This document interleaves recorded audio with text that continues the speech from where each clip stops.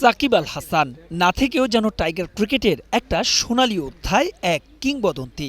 প্রায় ২ বছর হতে চলল সাকিব নেই আন্তর্জাতিক ক্রিকেটে, তবুও প্রায় প্রতিটা দিন আলোচনায় থাকেন যিনি।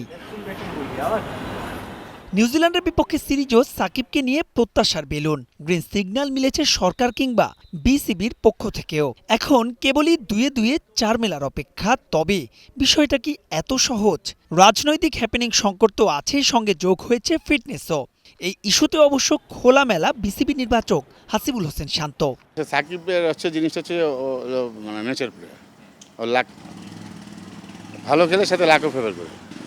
আনফিটনেসটা আছে, সম্পূর্ণ ফিটনেস ও যেভাবে চাবে সেভাবে। যদি আমরা নেই, একদমই পারফর্ম করতে পারতেছে না, তখন তো আমাদেরই ওর জন্য একটা সম্মানের, এটা ও নিজেই বুঝবে।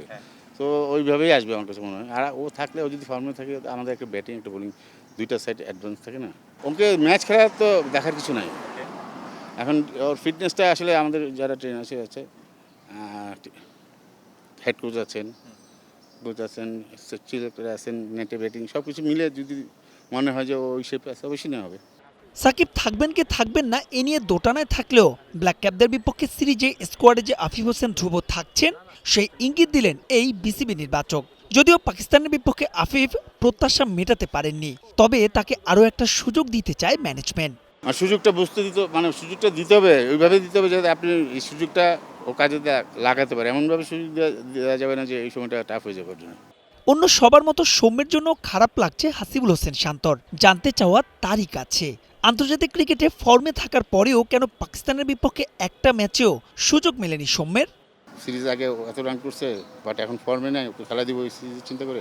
এটা আসলে আমার কাছে মনে হয় রাইট ভুল। আমি যে ছেলেটা ফর্মে আছে তখন তাকে খেলানো উচিত। আবার অনেক ক্ষেত্রে লাগে, অভিজ্ঞতা খুবই দরকার, বাট পারফরমেন্সটা আসলে বেশি কাজে দেয়। আমি মনে করি সামনের জন্য এটা আরও ভালো হবে, আরও জিত আসবে এবং সে আরও ব্যাটে যখন চান্স পাবে আরও ব্যাটের গিয়ে খেলবে।